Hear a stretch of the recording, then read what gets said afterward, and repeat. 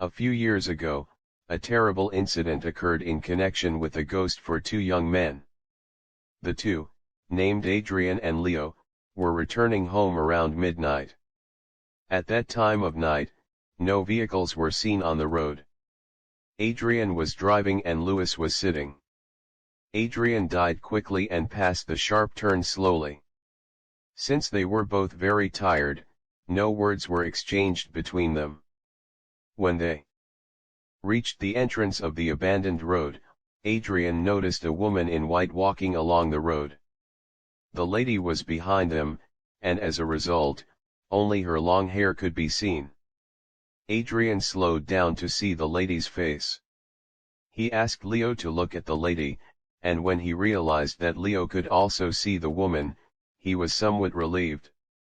Adrian could not believe that he had seen a ghost, and at the same time he was surprised that a woman was walking on that road only at that hour of the night. Even in broad daylight, no one dared to walk there, because the road was narrow and extremely dangerous. Besides, what was a woman doing alone in that mountainous area? Adrian glanced at Leo out of the corner of his eye. Leo looked scary and scary. As they approached the woman, Adrian braked. The woman turned to them slowly, and they were astonished to find out that she had very ugly faces, and they saw drops of blood on her. Adrian became convinced that he was not a human being. As a result, he quickly pressed his foot on the accelerator pedal and decided to overtake the woman and run away, but they did not know what would happen to them after taking her down. A few seconds later, Leo looked behind him anxiously to see if the woman was still there, and saw with horror the head of the woman in the back seat. Leo was so scared that he did not know what to do or say. Adrian leaned back in the mirror and noticed that the headless woman was following them. After that incident, Adrian and Leo were shocked for a long time and their speech weakened.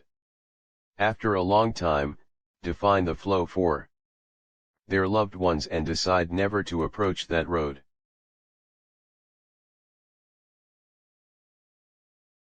The story of the babysitter is a scary story based on an urban legend about a young girl who receives a suspicious phone call from a stranger one night while caring for two children.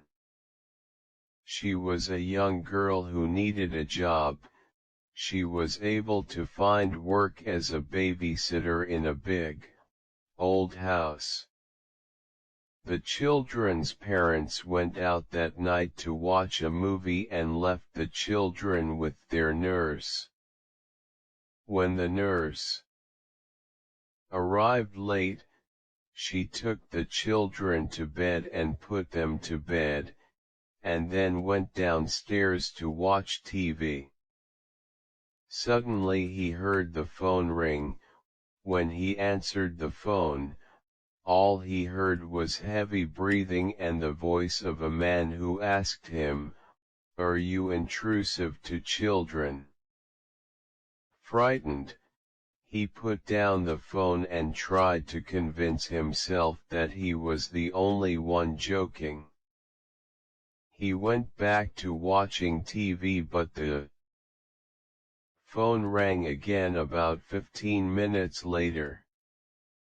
When he picked up the phone, he heard a terrible laugh across the line. Then the same voice asked, "Why didn't you check on the kids?" Knocked the nurse firmly in place. The poor girl was scared and immediately called the police. The police station operator told the nurse that if the man called again, he should try to prolong the conversation. This gives the police time to track the call. A few minutes later, the phone rang for the third time, and when the nurse answered, she heard a heavy breathing again. "You have to check on the kids," said the voice across the line. The nurse laughed at him for a long time and talked to extend the phone. He hung up again and called again almost immediately.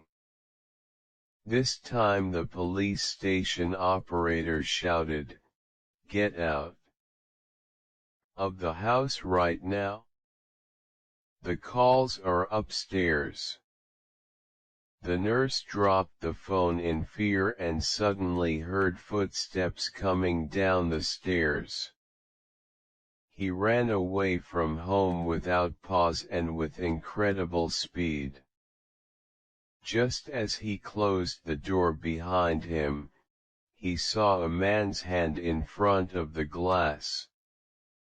He shouted, and at that very moment he saw a police car and fled to the street. Police searched the house and found 2 children upstairs hiding in a closet crying, and in their parents' bedroom they found a bloody axe lying on the floor next to the upstairs telephone. The window was open and the curtains shook in the breeze. There was no sign of the madman calling. He fled the night before police arrived and failed to carry out his horrific plot to kill the 2 children and the poor nurse.